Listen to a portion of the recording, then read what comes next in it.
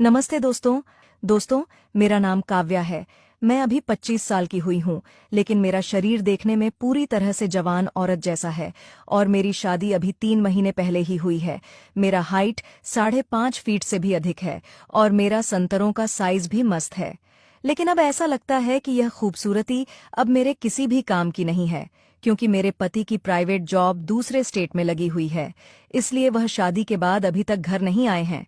मेरे ससुराल में मेरा 19 साल का देवर मेरे ससुर जी और उनकी माँ रहती है। मेरी सासू माँ का 2 साल पहले देहांत हो गया था, इसीलिए मेरे पति मुझे अपने साथ नहीं ले गए, क्योंकि मुझे घर संभालना था। अब मेरी फीलिंग समझने वाला यहाँ पर कोई नहीं था। मेरा गर्म खून अंदर से उबल रहा था, जिसे कोई ठंडा करने वाला चाहिए था। लेकिन मेरे पति तो पिछले 3 महीने से अभी तक घर भी नहीं आए थे, इसीलिए अब मैं काफी बेचैन और प्यासी जैसे रहने लगी थी। तभी मेरी नज़र मेरे देवर पर गई। उसकी हाइट हमसे छोटी थी और शरीर भी हमसे पतला ही था, मगर उसका घोड़ा उसके हिसाब से बहुत बड़ा था। मेरे देवर का नाम पीयूष है और अब की बार उसने कॉलेज में प्राइवेट एडमिशन करवाया है, इसीलिए इन दिनों वह घर पर ही रहता है।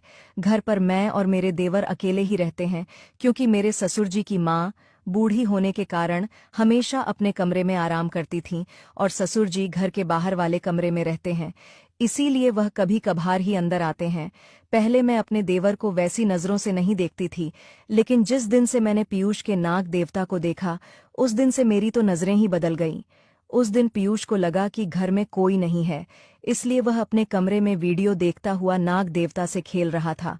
तभी अचानक मेरा वहां से गुजरना हुआ और मेरी नज़र खिड़की पर पड़ गई, क्योंकि अंदर से थोड़ी थोड़ी वीडियो की आवाज़ आ रही थी। जब मैंने खिड़की में से झांक कर देखा तो मेरे तो होश ही उड़ गए। पिछले 3 महीनों में